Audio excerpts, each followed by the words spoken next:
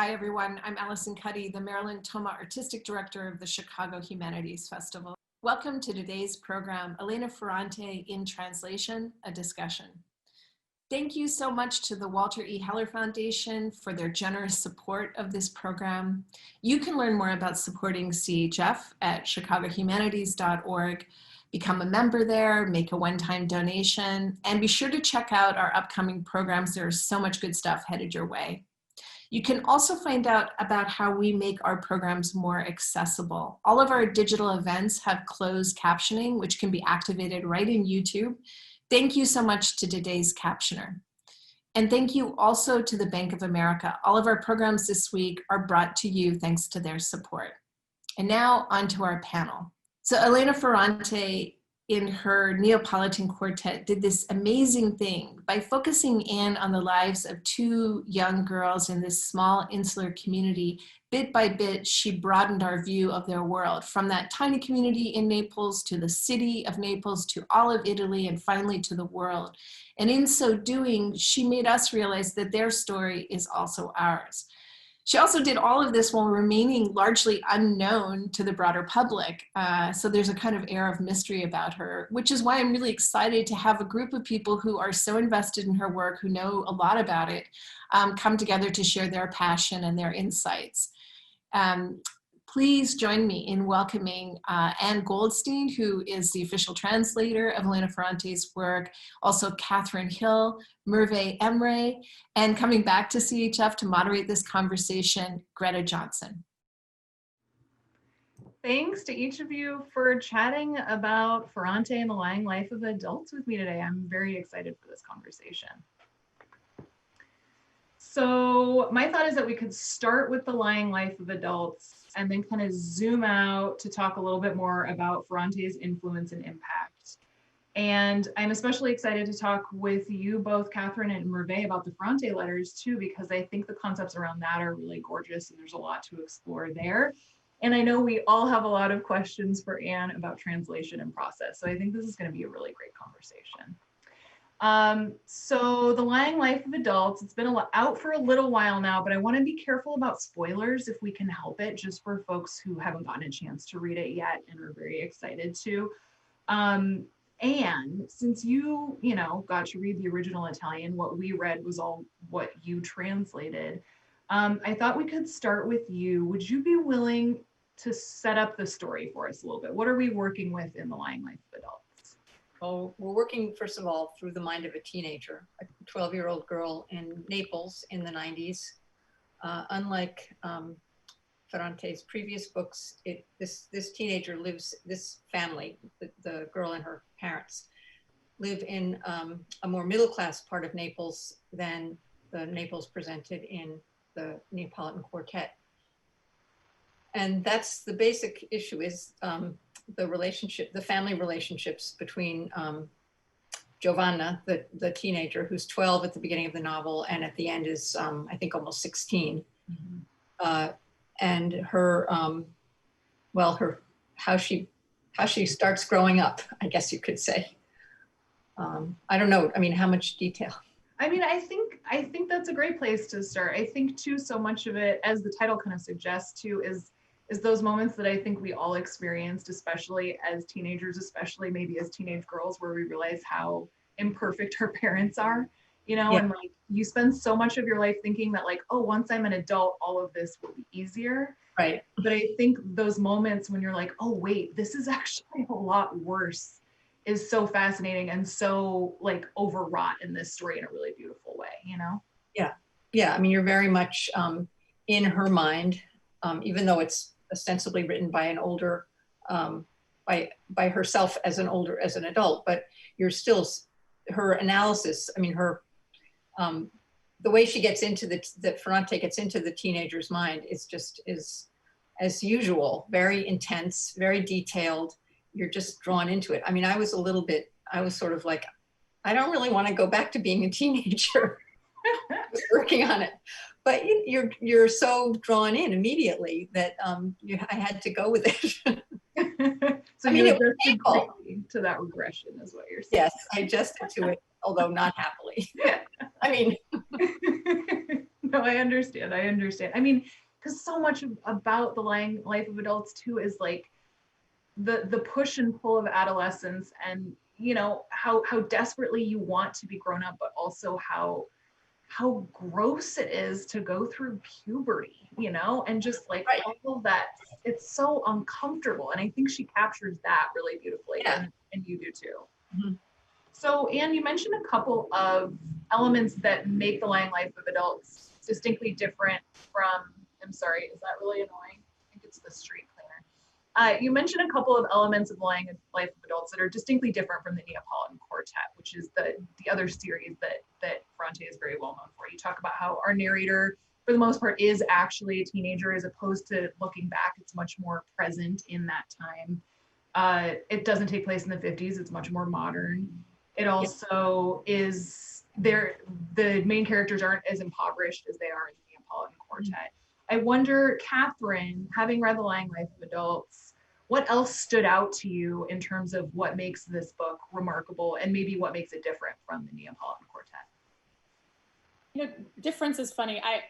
For me, the way that I read Ferrante, I'm always looking for the similarities. Actually, we can talk about that too. Totally. Her work. Sure. You know, I sort of think of her as a visual artist who does sort of like a series of studies of forms, you know, and so these similar forms, in her case, you know, motifs or themes, just repeat in all these interesting different combinations across her works.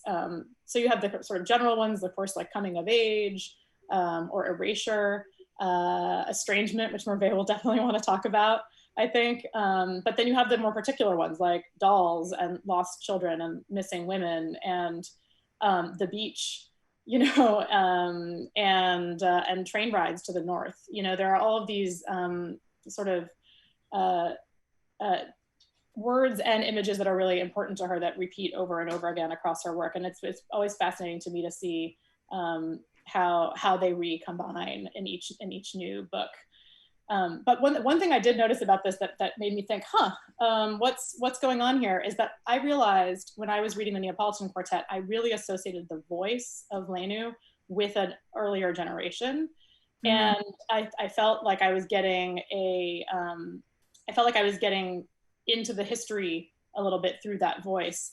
And here the voice is actually quite similar. And yet this is a narrator who, you know, was born in '79, so you know, pretty much contemporary to me.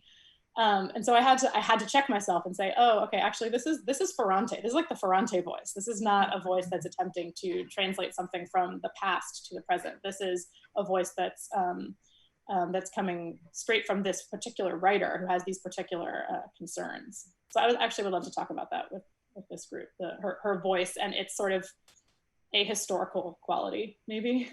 If that's something that's of interest. Yeah, it's interesting to hear you say that, because I think so much about, especially the Neapolitan Quartet, I felt like the sense of time and place in those books was so powerful. The sense of place, I think, was still really strong in The Lying Life of Adults. And I don't know, maybe it's because I did grow up in the 90s, so it's like a time that that I existed during, but it didn't feel as present to me that way as the Neapolitan Quartet. Merve, you agree? Yeah, I mean, I think one reason for that is because you don't know exactly when the narration is taking place. So you don't know when it's necessarily being written and how much distance we have from the moment when the events themselves are actually unfolding. And so I think there's some interesting instability, some interesting ambiguity about that, which maybe it gives you a less clear sense of time. I was thinking about the question you asked, Kat, which is, you know, the ways in which this novel is different from the others. And to my mind, the two things that kind of spring up immediately are one, that I think this novel explores the many different ways in which there are to be an artist. So you can certainly be a writer, but you can also be a liar. And learning how to lie, I think, is something that is cultivated. I mean, I see this with my children all the time. Like, they develop strategies for learning how to lie, and their lies fit so clearly into genres that are responding to things that they've been taught to feel, like shame or guilt. And I think that one of the things that I find fascinating about this novel is the way in which writing and lying are brought into relationship with one another. And you see these as two potentially different art forms that have these really productive moments of overlay. And then the other thing I was just thinking is how, and I think this goes to your point about being a teenager and going through puberty, but the kind of the fascination with sex in this novel and what sex is and what it does to the body and does it matter and how lasting are its effects, and the desire to kind of revel in what can feel both like intensely erotic and also intensely abject. I mean, that feels very, that's just so vividly conjured for me here in a way that like the physical vividness of pregnancy was conjured in the third book, the third and the fourth book of the Neapolitan Quartet. And I think the character of Vittoria does a wonderful job sort of bringing that to the forefront of the novel. So yeah, we didn't actually talk about Vittoria. She's the aunt. Can you, for people who haven't read it yet, kind of set up her character? I mean, I guess maybe the simplest way, she's an ugly woman, right? Is sort of the first framing that you hear of her. Yeah, but you don't really know. I mean, Right. that's the thing. Right. You don't know if she's ugly or not, but she's, her character is ugly, according to the father, to Giovanna's father, who is her brother. He turns out he's from this more working class family background that he has risen above and wants to be cut off from. But he says that the narrator is getting to look like her aunt, who has always been this kind of symbol in the family of ugliness and spite. So the question is, yeah, what does that mean exactly? What is ugliness? And actually this, you know, the whole issue of her, well, what you were saying, Merve, about sex, it's also, you know, just in terms of the whole relationship of a girl to her body is so, you know, sort of explored in such detail, both in terms of sex, in terms of beauty or prettiness, in terms of all the things that happen to you when you're a teenager, her relationship to food. I mean, all these kind of bodily issues are so strong and detailed. But anyway, Vittoria is the aunt. In the family, she's by Giovanna's parents, she's thought of as this sort of evil character. Mm-hmm. So of course, Giovanna then becomes interested in meeting her. Of course. Why would you not want to meet that person, right? I mean, yeah, and that she finds her quite striking, right? Even beautiful, right, in person when she meets her, and that is sort of one of the first inklings that the stories her parents have been telling her about her life and the world come from a particular perspective, and may not be. She says they might be lies, but really they're disagreements, right? Mm-hmm. You know, Vittoria and Andrea, her brother, Giovanna's father, have disagreements about how things went, right? About the events of their past, right. And who was right. And so yeah, the Giovanna finding Vittoria beautiful in that moment is such a wonderful surprise, I think, you know, and how striking she is. And I found personally reading it, I was getting major Leela vibes there. Right, I don't know if anyone else did either, but Vittoria felt to me like another Leela, a powerful, you know, attractive, formidable woman back in the old neighborhood, who remains in the old neighborhood and commits herself to enforcing and changing the ways of the old neighborhood to be more just in her mind in some way, and the way that can be such a captivating power to fall under, which Giovanna does, much like Lenu falling under Leela's spell. Mm-hmm. Well, and Vittoria also, to your point, Merve, is like she's like an explicitly sexual character in the way that especially Giovanna's parents like are not. Yeah. Well, and one of the things I think that she exposes for Giovanna is the way that her parents link what they take to be the vulgarity of sex to class.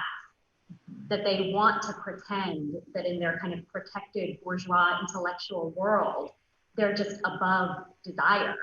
Yeah. right? And one of the things that Victoria helps her see is how much the same desires that she testifies to, that Victoria testifies to, are actually operating in the background of her parents' lives. They're just like far too ashamed to claim it and to name it for what it is. And so they come up with a whole series of very pretty lies to try to kind of cover up what is just like completely elemental.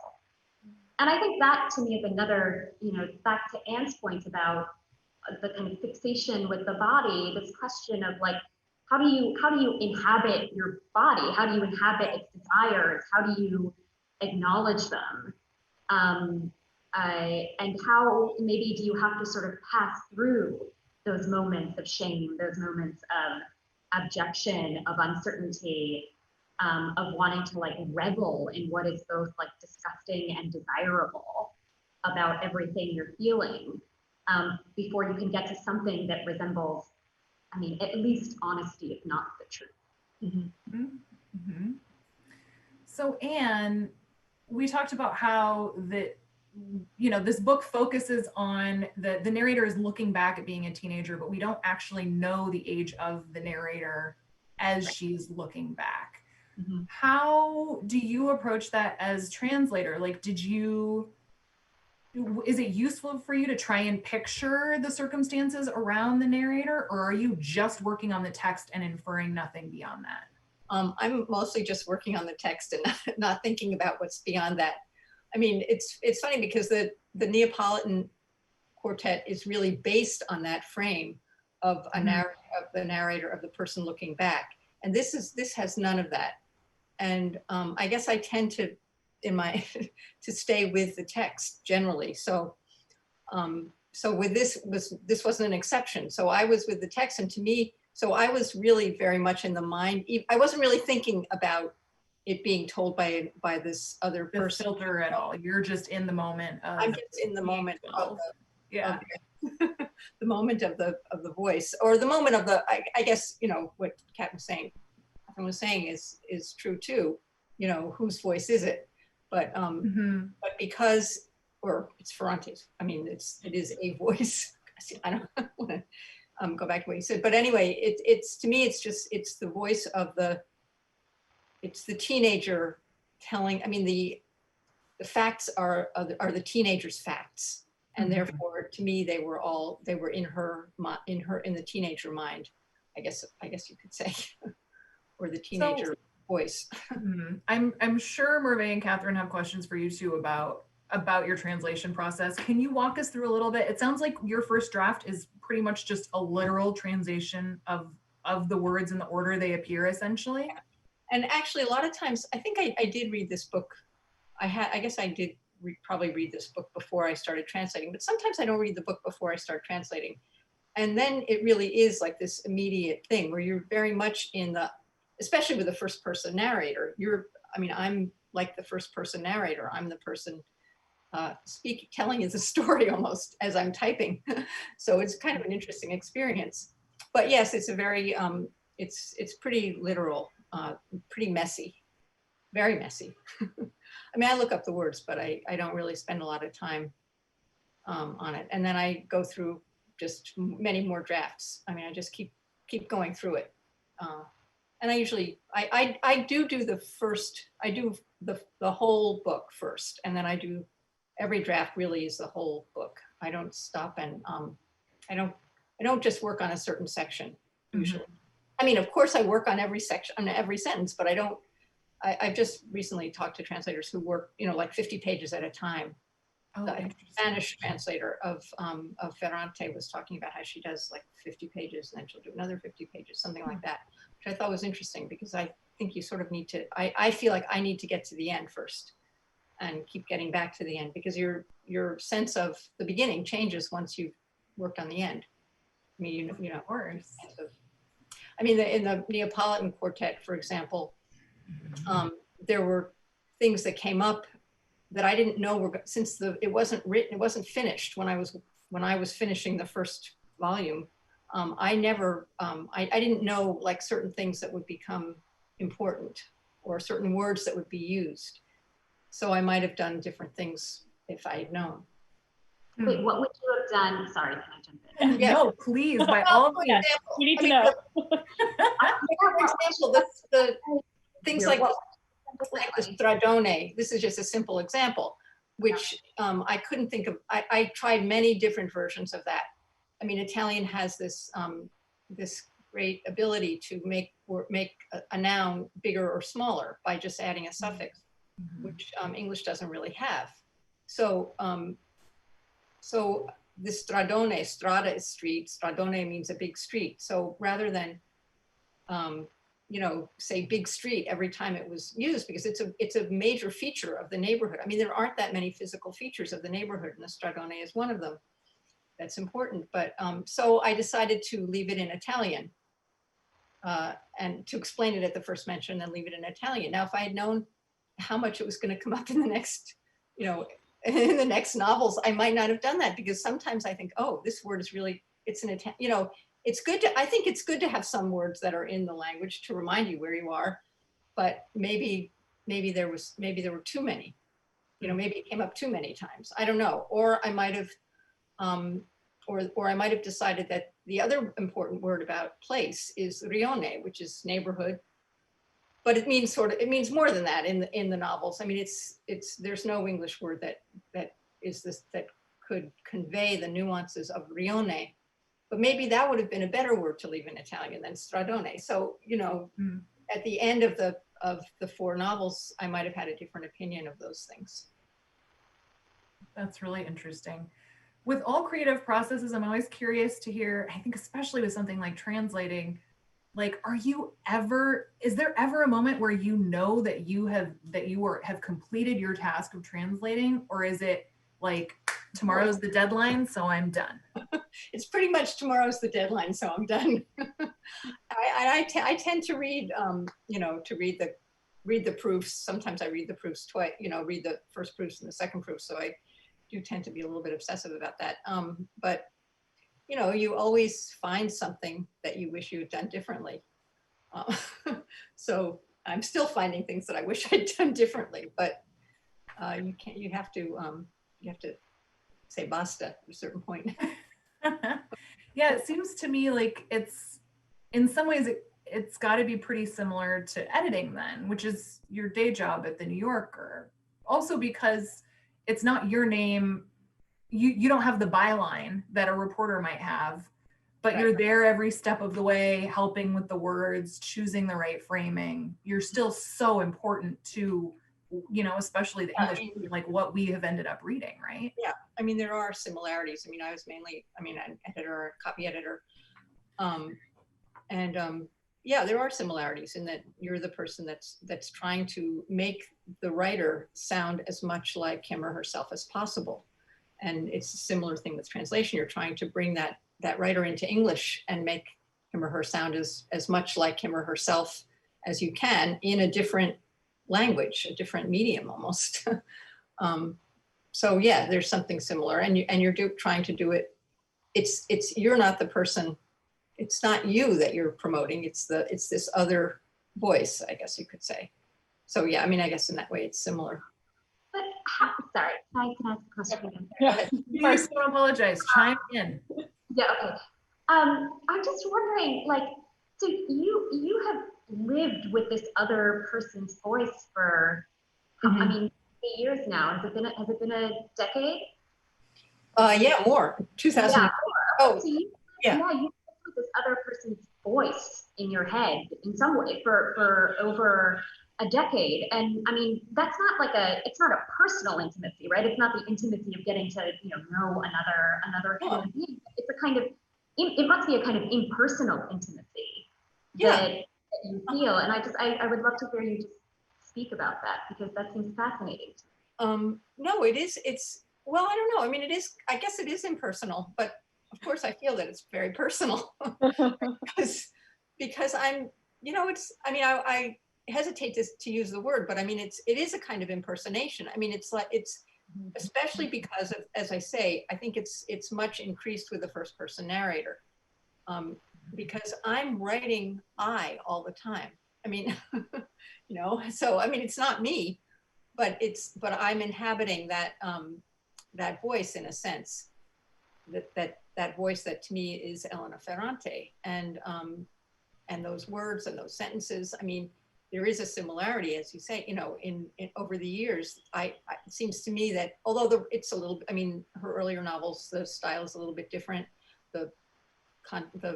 They are different in a way, but it's, to me, it's the same voice, and it's I don't know, it's somebody that I'm talking to in my mind, I guess is what, something like that. You know what it kind of makes me think of is like an audiobook narrator, you know? And I think about it, especially within the context of the Neapolitan Quartet. I listened to the last 3 of the books. I read the first one. And the narrator is Hilary Huber. And I have associated her voice so much with the voice of the books as well. Yeah. And you know, and I think in reading it happens too, where you just get like a sense of the voice in your head all the time, but I can't imagine how intensely pervasive that is as you're actually translating it. Yeah, I mean, you know, during the time that you're working on it, it's very present. So I love that word, impersonation, and I actually think that's really, really interesting, especially thinking about the very performative qualities of these books, right? That we have narrators who are constantly faking it, right?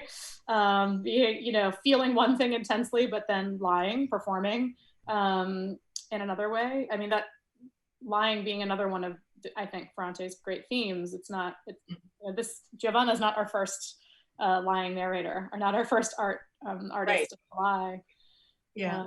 I think But, is fascinating. yeah. Go ahead. No, this novel, I think, encourages that kind of impersonation just from the very first paragraph, where it starts out with that amazing proclamation, "I am nothing." Yeah. Right? That I with Right. which the narrator speaks is nothing, and that's the truth of all first-person fiction. Really, is that the I that is speaking from the page is not in fact tethered to some real person out in the world, right? Well, there's this there's a famous Italian critic who has a piece about translation, but he has, his image of the translator is as a performer, an actor. Oh, of course. So, and this is, you know, this is the translation is the actor's performance and is being performed by that actor. I mean, this is a little bit not quite the same subject, but and it's performed in a way that it won't be performed. It's just performed by this particular actor in this particular way. So it is kind of a, you know, it is an impersonation, I guess. That's beautiful. I love that. So speaking of that, I'd like to get to a couple of questions we had from the audience. Hope Alexander, and you've answered a little bit of this already, Anne, so don't feel the need to repeat yourself, but she asked, prior to starting the translation, I assume you read the entire book, which it sounds like you do as much as you're able. Yeah, sometimes there's not time. After reading it, do you discuss the story in detail with Ferrante? Do you also discuss the symbolism contained in the story, or do you strictly translate the story and let the chips fall where they may? I don't talk to Ferrante about this. I mean, I don't talk to her at all, really. I mean, I don't talk to her at all, period. Right, you only speak with editors, right? Her editor, yeah, with her editors. I go through her editors. And I don't think about this. I mean, I'm really very narrow-minded in a way. I'm focused on the words, on the sentences. I mean, not, you know, you have to be aware of how the words fit in the sentences and how the sentences fit in the paragraph, and it all fits together, but I don't really think about those things. So Laura Ferrario wanted to know what your strategies are. That's interesting. They both use the word strategy. No, symbolism. What are your strategies for translating Neapolitan flavored Italian into English? Especially when it comes to dialect, right? Like often, she says, often a horrible corruption of English is used for dialect speakers. So how do you convey some of the pungent quality of Neapolitan using what's essentially standard English? Well, first of all, Ferrante doesn't really write in dialect. I mean, she doesn't use a lot of dialect. She uses a word here and there, but she doesn't report like a whole conversation in dialect. She'll say it was in dialect, you know, so-and-so spoke in dialect. So I don't really, I mean, I don't have to find an equivalent of dialect. When people are speaking, generally, I think that the language is more colloquial, slangier. Yeah. So that's really, I guess that's my strategy. That And makes as sense. for the, you know, the Neapolitan flavor of the prose, which people who know Neapolitan say that it has, I don't know Neapolitan well. I mean, I know a little bit, but I don't know it well enough to know. And I don't know how you would convey it except by being, I don't want to say literal, but faithful to the text in some way. So the next question is one that I think can be relevant to all of you. This is from Floria Tosca. She wanted to know, and I think we'll still start with you, Anne, why do you think stories about life in Naples, which even many Italians don't have anything in common with, resonate so much with Americans? I don't think that it's a story about life in Naples. I think it's a story that's about relationships, really. I mean, and I think that's sort of the basic, one of the basic things that that people identify with or recognize in some way.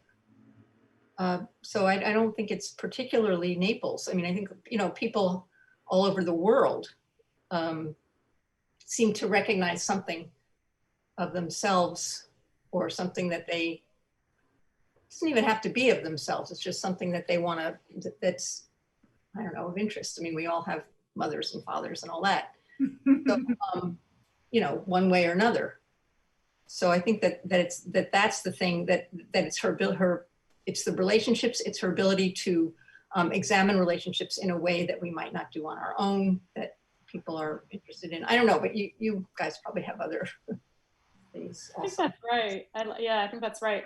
I mean, the books are all so much about self-making and the search for self amid you know, within a society, within a family, and bumping up against the sort of implicit or explicit rules and regulations of that family and society. And I think that's something that anyone who was born to parents has some thoughts about, you know, or has wondered about. And yes, maybe needs the kind of encouragement to investigate on their own that fiction allows us to have. I think that's right. Okay. Oh, I was just thinking how there's also something very enchanting in the novels, maybe on the level of genre. Like they're especially the earlier books in the quartet you read, and you feel like there's some wonderful magic happening, whereby you're reading both a kind of, you know, social realist novel and a fairy tale at the same time. Mm-hmm. And the way in which all of the kind of ordinary material of life gets touched by this kind of illusory otherworldliness. I mean, that to me is what makes the novels just so marvelous, and at once feel so recognizable and also so alien, or I mean, that's going to make something more estranging at the same time, right? And so I think that's what it feels. I don't think it's really about the sense of place, which isn't to say that that's not important in understanding the novel. It's just that's not the appeal necessarily. I don't think that's the whole, right? And I think that gets to the sense of my surprise in this novel that the voice felt like kind of from another time, right? Mm-hmm. Even though it was quite literally my time, just, you know, another place in my time, but, you know, still the Western world. And yeah, there is that fairy tale quality, that fairy tale aesthetic is present in this book too, so strongly. And but it also feels like there are these moments where this book is making fun of, it is poking a little bit of fun at the earlier books. So the first time I read, I don't know if you guys were struck by this, but Pat, you mentioned the doll. Yeah. And in this one, I don't think I'm spoiling anything, although you can edit this out if you need to.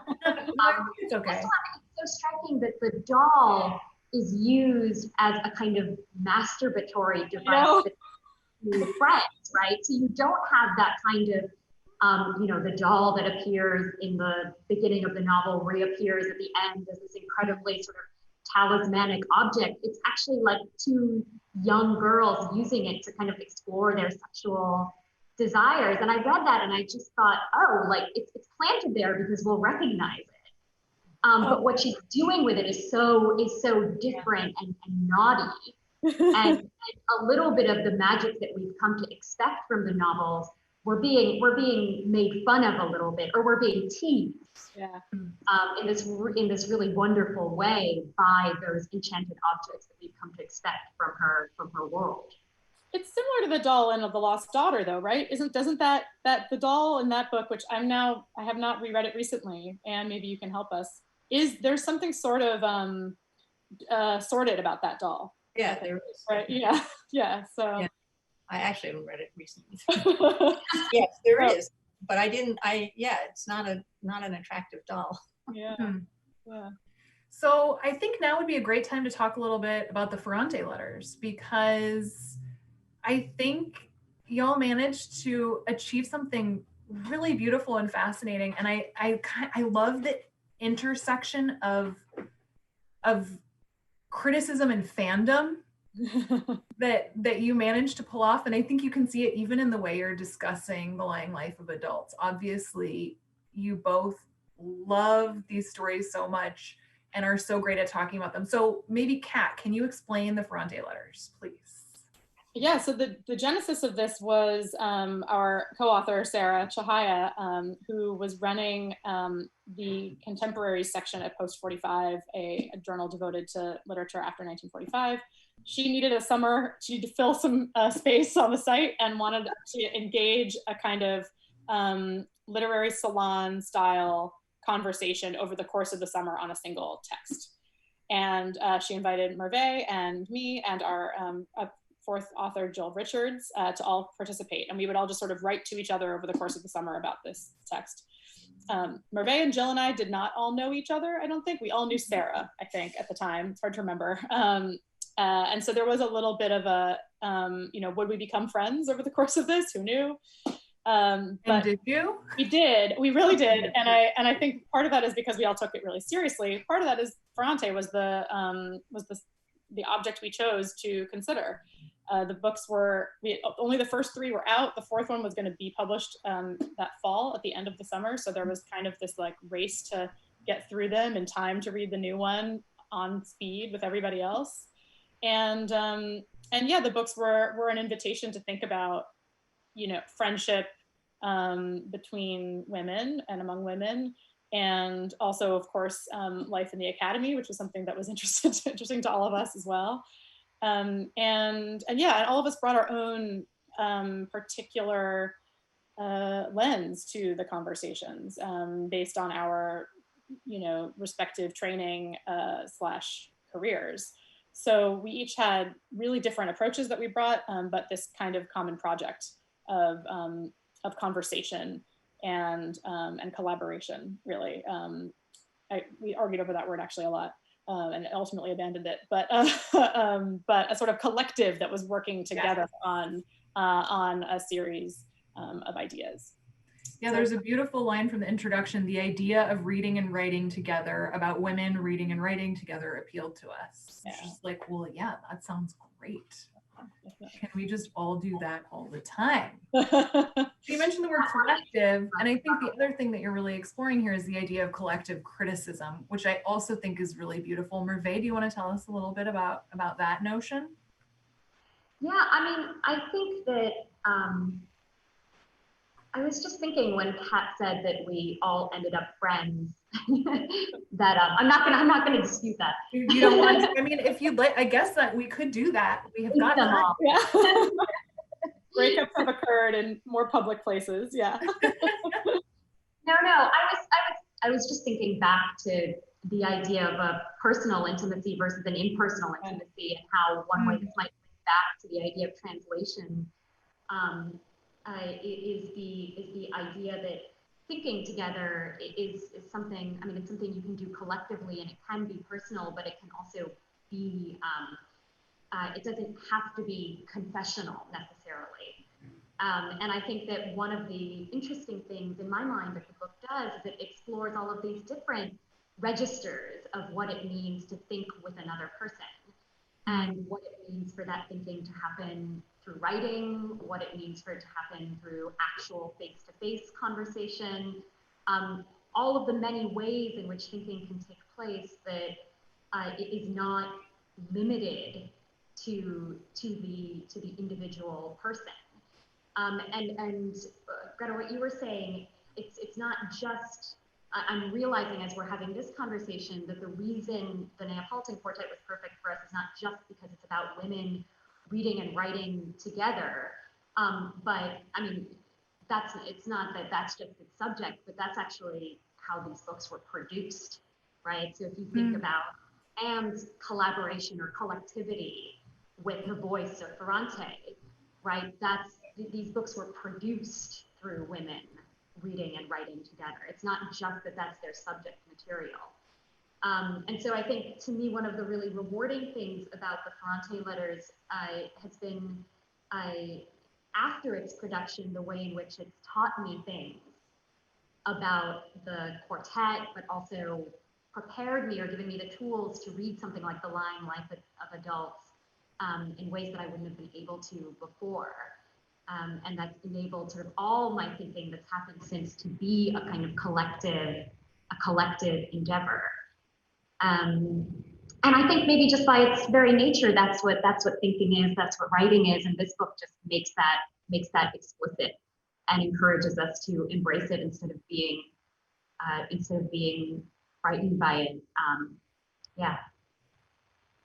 What was the most surprising outcome of having performed this collective criticism? Kat? Like, was there anything that you just like, I don't know, because partly it's a new project, right? I mean, it's we coined that term. I mean, right. So was there anything about it where like you maybe had expectations that it would go what I'm really trying to get at is you admitting that none of you are actually friends. Well, we did. I mean, we had a huge fight over the introduction because. Did you? Was it because of the first person plural? Yep. No, it was because when we wrote the first draft of the book, I was in the middle of this international move, and I kept saying I'd get like my piece of the introduction in, and then I never did. I was just totally delinquent, which I'm never. It's very uncharacteristic of me, but I was totally delinquent. Yeah, you seem like normally you would carry the group project. I'm so definitely. Definitely. I was like, you know what, guys? I was like, here. I was like, I'm really late. How about you just write your pieces, and then in revision, I'll take all three pieces and create a kind of unified voice. So I'll do this big revision. But then I did that revision in this like super dictatorial, authoritarian manner where everyone was like, well, none of our voices are in this, it's just your voice. And then, they wanted to go back to the original, and I was like, take my name off this project, I'm walking away from it. And, many fraught emails were sent. I think one of the things to take away from that is like, you don't always have to like your friends. And you don't always have to think you're right. And conflict is a really important part of thinking collectively. And there's nothing at all attractive or interesting about sort of slavish adulation, about thinking that, people are just always right and everything is wonderful. And there's something really generative about tension. Yes. And I think you see that in the novels as well. Like the moments of artistic creation, of generating something new and interesting and beautiful are moments of intense tension and not knowing where to draw boundaries. Well, and I think too, when there's the combination of the personal and the professional, right? And I think so often with art, there is that, like it is inherently personal. It can't not be. It is passionate, and that means that even if you're working with colleagues and you are also friends, that means it's extra complicated, Totally. So, and when did you first hear about the Ferrante letters? I mean, I think that project is in such interesting conversation with the original text, and with your translation, really. When did I first hear about it? I think Sarah wrote to me I think originally she thought I would write an introduction, which was, of course, a ridiculous idea. Thank goodness I didn't get into that. And I think in the end, I just wrote a blurb or something. Yeah. But that's how I heard about it from Sarah, who was a friend of somebody that I know, of a translator I know. And what was your takeaway when you learned about what they were, doing and Well, the idea of course, I thought it was fascinating. I mean, it wasn't. I haven't been that involved. I thought the mixture of the personal and the academic was really interesting, because I'm not an academic and I don't really get involved in that side of things. So I was especially interested in that, and I thought that the way it was combined and the fact that they were really letters written back and forth was kind of great. Yeah, I just think it's such a fascinating project. How do you think it's changed the world of criticism? Who, me? I Oh, know. sorry. Yeah. I mean, has it? Who's this for? Yeah. Has it? Yeah, let's have, I don't know, Kat. Why don't you? I should. I have no idea. I have no idea how it's changed the world of criticism. But I mean, one of the surprises for me when in writing it was all of the ways in which it seemed to invite participation from other people, which I don't think we necessarily expected in the beginning, that colleagues wanted to contribute when it was just a blog, and then also that anyone wanted it to be a book was really fascinating to me, and that we also wanted it to be a book, and that it just kind of kept going. So I think I don't know what I can't speak to like a broader change or trend, but I can speak to the interesting quality of the ongoingness of this book, that it doesn't seem to be limited to its between two covers now. Even this conversation feels like another section of the book somehow, like it's because it is attempting and striving to be a sort of lively exchange, even as it is, bound to print. I didn't want it to be a book. Yeah. I didn't want it to be a book. How did it happen? It's so hard to remember. Why not? Well, I think something that Kat said, I mean, first of all, I mean, I'm grateful, Greta, for all your very kind words about it. I don't think it's changed criticism in the slightest bit, but maybe to Kat's point, there's something, it's hard to sustain the fiction and the feeling of ongoingness once something is put in a book. Hmm. And I also, I don't know, some of what we wrote, particularly the personal, feels so of the moment that I'm embarrassed by it, frankly. Like I think about, I mean, I think I've said this before, but I just, I think about all of the thoughts I had about what it would be like to be a parent before I was actually a parent, and I'm just completely embarrassed by my own fictions or my own illusions. And so I think, one answer to why don't you want it to be a book is because you don't want that kind of exposure. You want to be a little bit protective or something like that. So I think that was also sort of an interesting moment of debate among the four of us was, should this be a book, or is there something to be said for not turning it into one? And my default answer there would have definitely been no also, right? Like I don't need to put the timestamp on my naive thoughts, but I was grateful for the collective pushing for it, to be honest, because I think it is so interesting to capture us, in the summer of 2015, and then a little bit later when we did our second essays, and I wouldn't have had the courage to do that if it was just me. It's the kind of thing that I needed a team, a band to share that potential embarrassment with, Yeah, but so now that Kat and I have disavowed it, it's everybody else's fault. That's fine. It's not on us. Well, it's I don't know. I think it's really interesting, Merve, to hear you talk about like the conflict between exposure and protection when it comes to putting your name on a published thing. I think especially in the context of the fact that we don't know who Ferrante is. And it's something that I think each of you,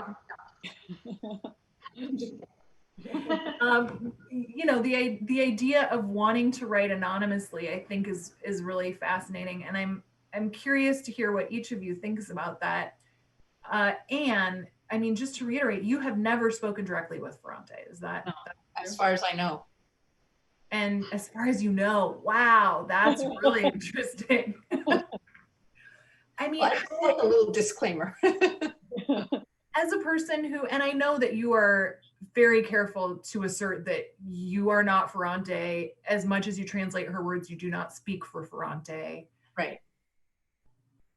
What do you think her anonymity has afforded her in terms of being able to write the way she does? Well, I mean, first of all, she calls it absence rather than anonymity. Okay, that's a You good can clarification. get Rizzy name on the books. I mean, you know, she says that it gives her a kind of freedom that she wouldn't have if she were a public person. I mean, a public person as the author of the books. Right. And that's crucial to her. I mean, her, you know, her rationales have sort of changed a little bit over the years, and she certainly has now a public person because she does all these interviews. Right. She is kind of, I mean, it is a little bit contradictory, but in terms of writing, I think she still feels that it gives her I mean, I'm just assuming that she still feels this way, that it gives her a space that that's totally private, and she can write what she wants. And say what she, you know, write in the way that she wants and about what she wants without thinking about what's outside of it, I guess.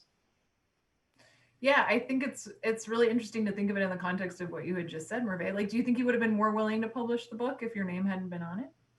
No, I love having my name on things. But I also think it's a very different, I mean, I understand. I mean, I understand her justification, and I think her justification given, or her explanation, makes a lot of sense given what she thinks the function of fiction is. Yeah, right. I mean, and that's not the function of criticism, right? The function of criticism is utterly different from the kind of truth-telling function that she ascribes to fiction. So there are very different rationales, I think, for putting one's name on one kind of work and not putting one's name or being absent from another kind of work. And I mean, I do think the whole anonymity thing is a bit of a red herring. Like, it's interesting to tie it to the books in these sort of conceptual ways. But ultimately, I don't think it matters that much. I agree. Yeah. And Kat, do you agree too?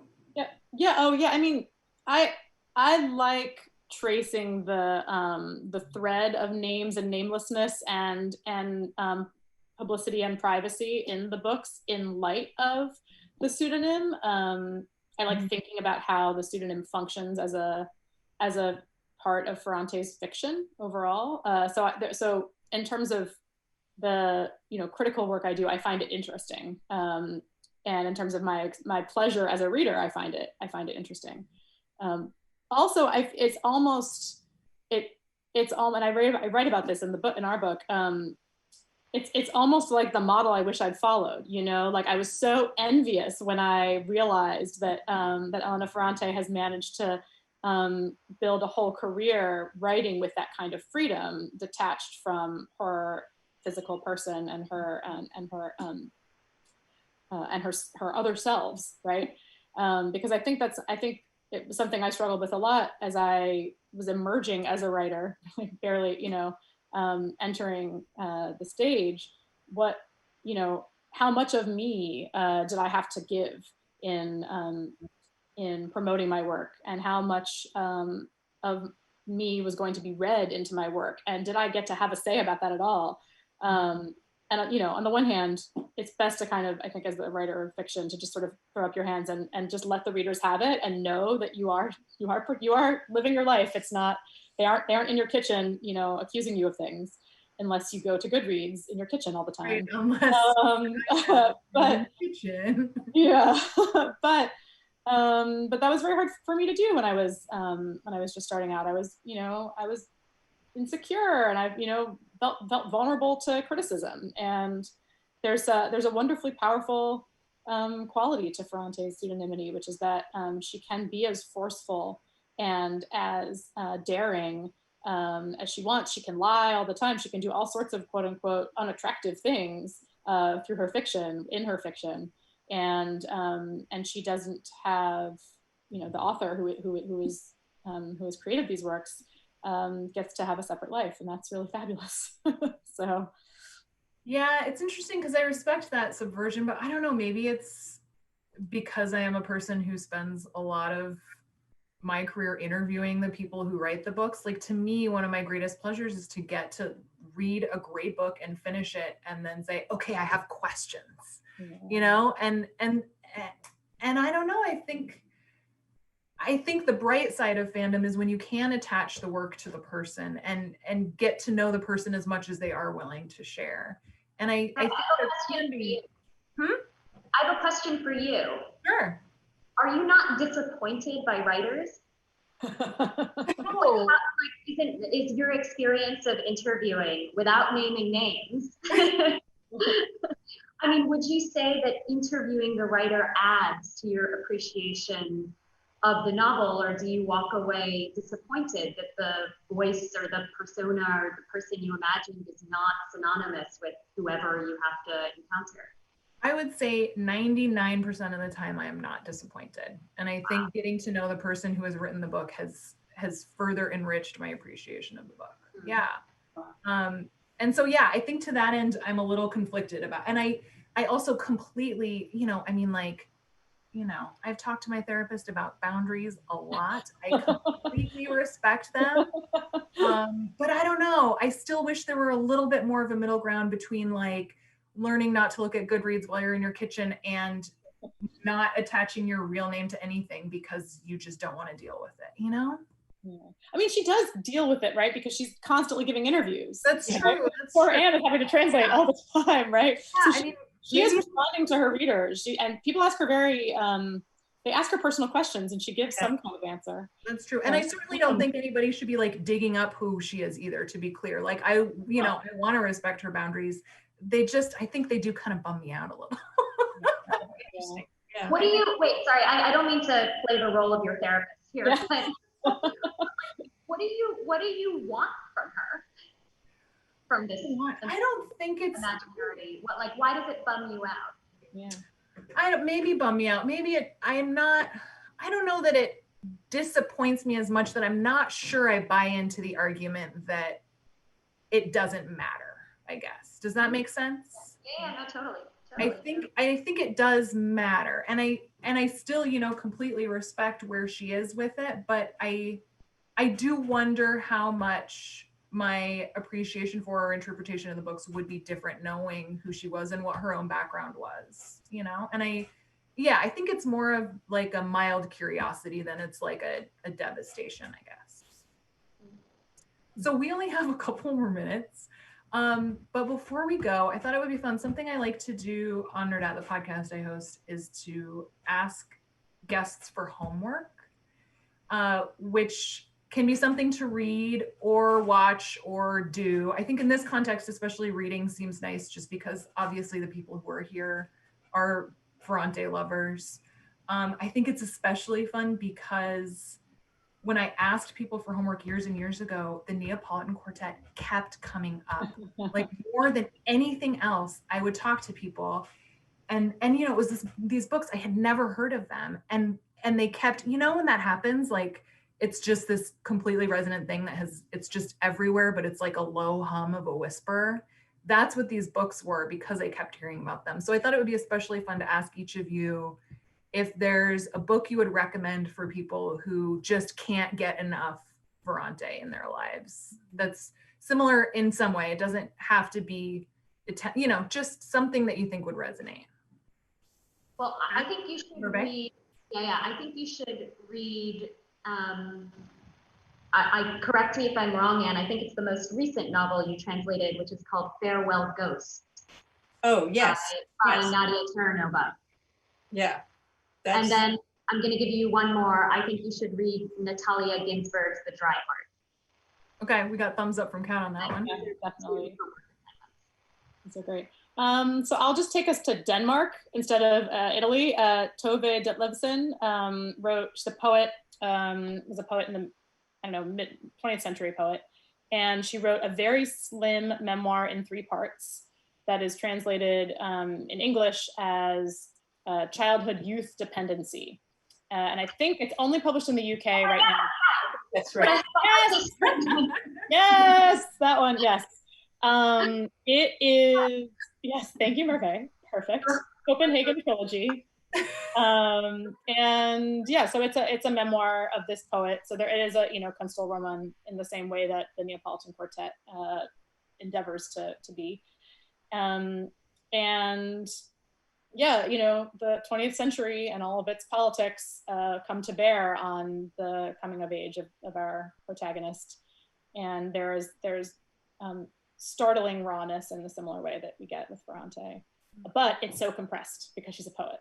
So I think there's a fun study and contrast there. Interesting. Anne, what about you?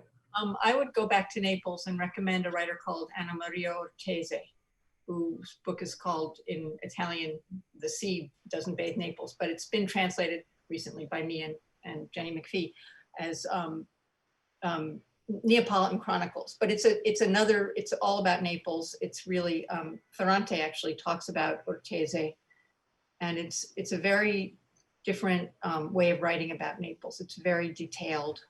You really get an idea of it. And it was written in, I think 1949, published in 1952. So I would say that was a good book to read. And what a nice way for us to maybe escape our apartments a little bit too, right? Yes, well, there's that. And Merve and Kat, thank you so much. This was such a pleasure to talk with you. Thank you, Greta. Thanks for having us. Thank you.